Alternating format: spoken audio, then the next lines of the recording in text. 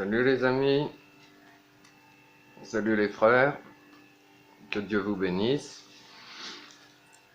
Alors, est-ce que Dalmatien a envie de me mordre pour me punir d'avoir un petit peu traîné avant de le sortir? Il a même pas bu son eau. Et oui. Peut-être qu'avant de se remplir, il veut d'abord se vider, papouche. On va y aller. Alors donc, vidéo pour dire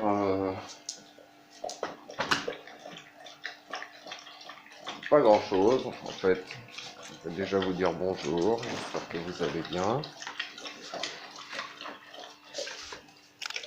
On va voir si quelque chose d'intéressant sort du cerveau. Ah oui, ben tiens. On va partir sur la... Qu'est-ce que l'âme? Qu'est-ce qu'un être humain? Qu'est-ce que la vie? Qu'est-ce que la mort? Donc, un être humain, c'est la constitution d'un corps physique et d'une âme spirituelle. Donc ça fait un individu, c'est-à-dire une personne qui est indivisible. Donc quand on est en vie, l'âme s'incarne dans un corps. Et quand on meurt, l'âme se sépare du corps.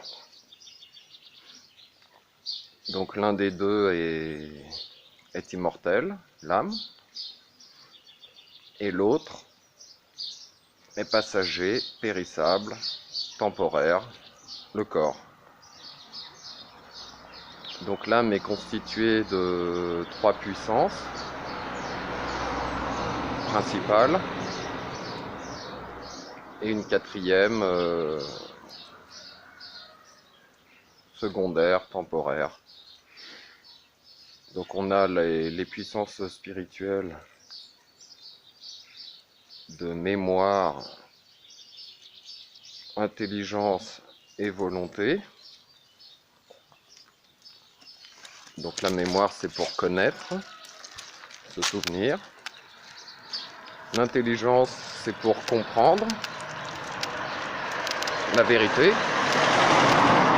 Donc avec l'intelligence, on arrive à saisir la vérité, à se l'approprier. Et la volonté sert à saisir le bien.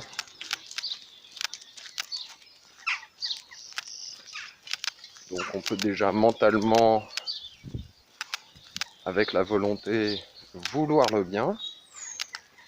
Et ça va se traduire avec des actes.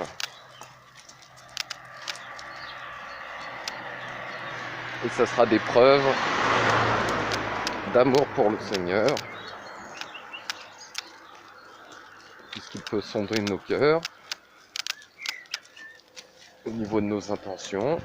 Et après, il peut juger si on a suivi nos intentions d'actes concrets. La quatrième fonction de l'âme, c'est d'animer le corps tant qu'on est en vie sur Terre.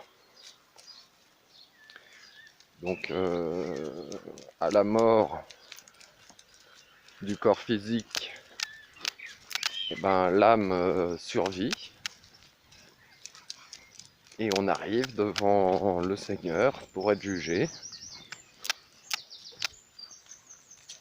Et donc on arrive devant lui avec notre mémoire, notre intelligence, notre volonté, tout notre passé et tous les actes qu'on a faits. Donc qu'est-ce qu'on emmène avec nous? Toutes les bonnes actions qu'on a faites, toutes les mauvaises actions qu'on n'a pas faites, Et on est envoyé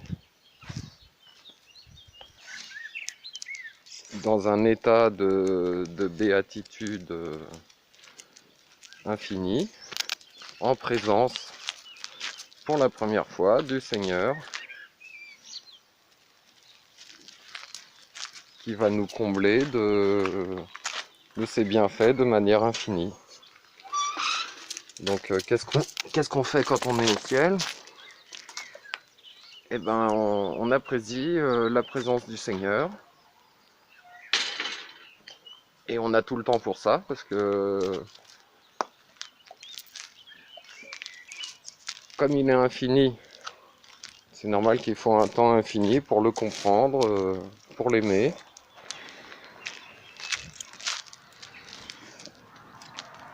Donc on risque pas de s'ennuyer au ciel.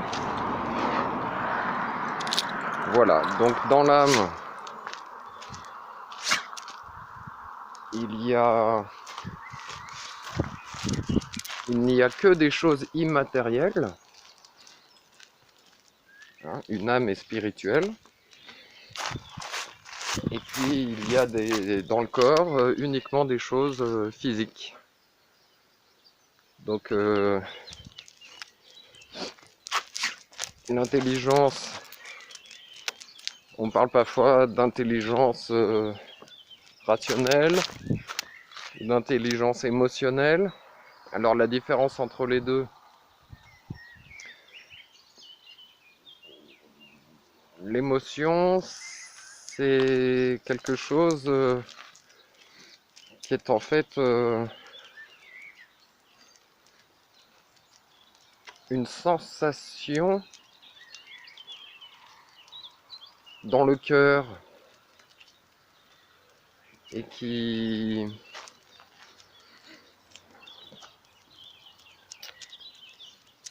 se ressent dans le corps en fait. Tandis que la pensée, contrairement à l'émotion, elle est articulée avec des mots, avec le logos, ou avec des symboles, ou avec des images. Mais sur les émotions, il n'y a pas de mots comme sur la pensée. Et sur la pensée, il n'y a pas de sensation physique comme sur l'émotion. Donc on peut avoir des sensations physiques qui ne sont pas liées à l'émotion. C'est si par exemple on se cogne le pied sur un angle d'un meuble, on va avoir une sensation physique. Donc c'est purement physique. Quand c'est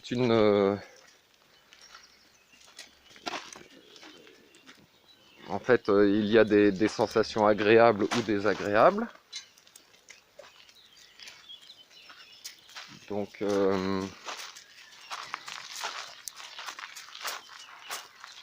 c'est la notion, on va dire, de plaisir ou de souffrance physique. Si par exemple on sent une brise douce, rafraîchissante quand c'est la canicule, ça va être une sensation physique agréable. Voilà, donc deux exemples de sensations physiques. Se faire mal aux pieds d'un côté, se sentir rafraîchi quand il fait très chaud de l'autre côté.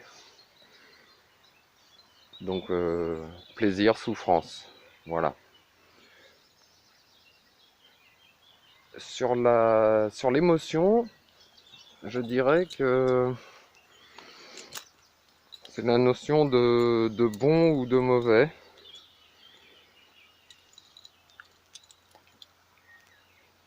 C'est plus subtil et ça prend dans les tripes. Donc ça prend dans nos organes internes. Ça prend dans le cœur, dans le foie, dans la rate, dans les poumons, dans le bas-ventre, dans le cerveau. Donc il y a des émotions de joie ou de tristesse,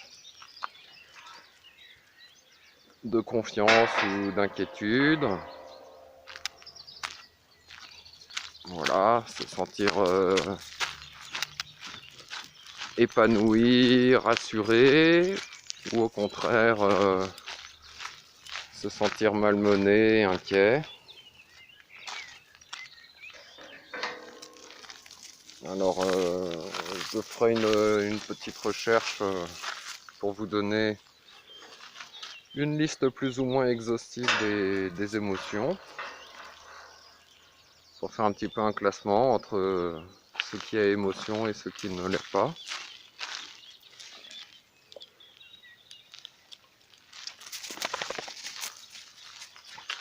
Et puis donc on va parler un petit peu de la conscience. Donc la conscience, je dirais que c'est d'être informé de la réalité. Donc la réalité qui nous entoure, on en est informé par nos 5 sens. Donc le toucher, le goût, l'odorat, voilà, l'ouïe,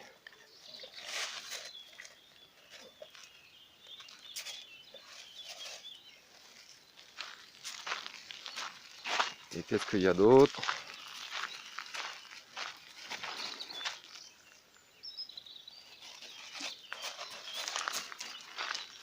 Et la vue. Ensuite, donc on perçoit la réalité à travers nos 5 sens physiques. Et puis on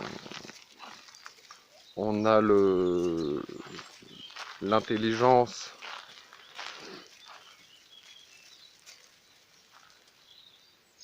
qui...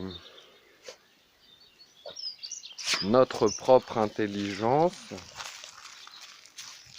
nous est liée à la conscience de soi-même. Et là, on peut parler de notre conscience en tant qu'individu, d'avoir la preuve qu'on existe. On est informé par le déroulement du temps et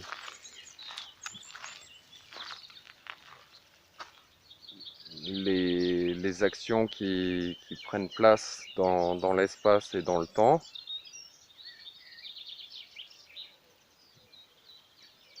De ce que l'on est, avec une mémoire plus ou moins fidèle à la réalité.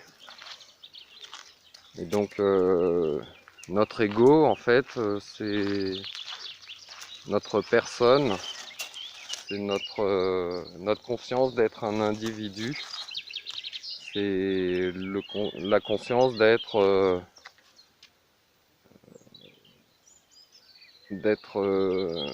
existant. Le Seigneur dit à Moïse, je suis celui qui est. Donc il y a autrui et il y a moi-même. Donc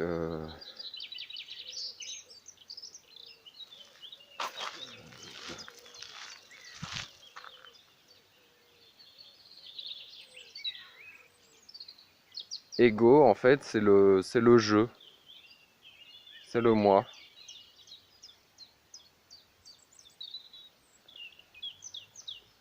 Donc,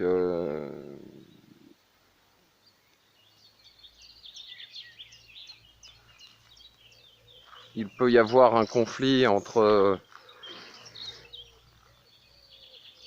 la vérité de la réalité et notre opinion sur cette réalité, autant sur les choses extérieures que sur nous-mêmes. Donc l'ego n'est pas une mauvaise chose en soi, c'est tout simplement la structure de notre âme, c'est notre ego.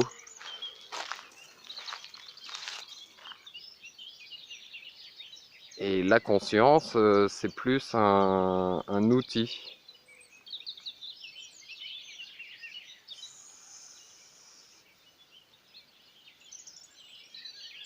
C'est quelque chose qui nous sert et dont on se sert à travers l'ego. Donc, si on est en phase, si notre ego est en phase avec notre conscience, eh ben on va accepter la réalité, on va pas se mentir. Tandis que si on a une crise de personnalité, on va confondre le rêve et la réalité, ce qu'on a envie qu'il soit et ce qui est vraiment. Donc, quand il y a un conflit entre la conscience et l'ego, ça fait des crises de personnalité, ça fait des problèmes psychologiques et on a un déséquilibre intérieur. Donc si on vit dans le vrai, on accepte ce qu'on a fait de bien ou de mal. Ce que l'on est, c'est à la fois toutes les qualités qu'on a, mais c'est à la fois tous les actes qu'on a faits. Donc si on est bien équilibré, qu'on ait fait du bien ou du mal, on va regarder les choses avec honnêteté. On va poursuivre nos actions si on est dans le bien. Et on va rectifier, réformer notre comportement si on a fait du mal. Donc on juge un arbre à ses fruits. Et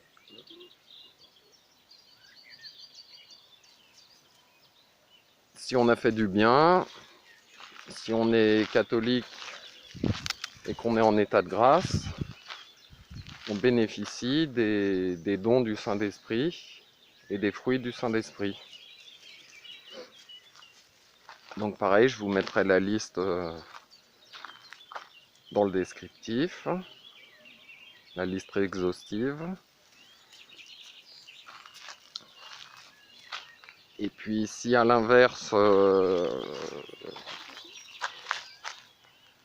on est en état de péché, donc des péchés véniels qui sont des obstacles pour aller au ciel directement. Il y a donc des petites réformes à faire. Et si on se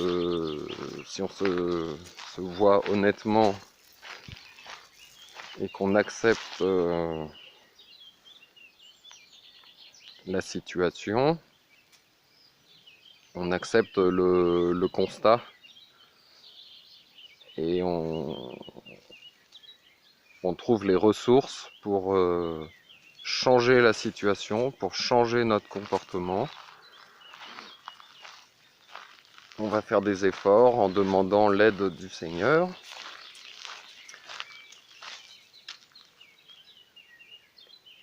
Et encore plus, si on est en état de péché mortel, alors là, on va prendre conscience que nos actions, notre façon de faire, d'envisager les choses, va dans le sens contraire de la voie vers le ciel. Donc on va devoir faire encore plus d'efforts et demander une aide encore plus importante du Seigneur pour cette fois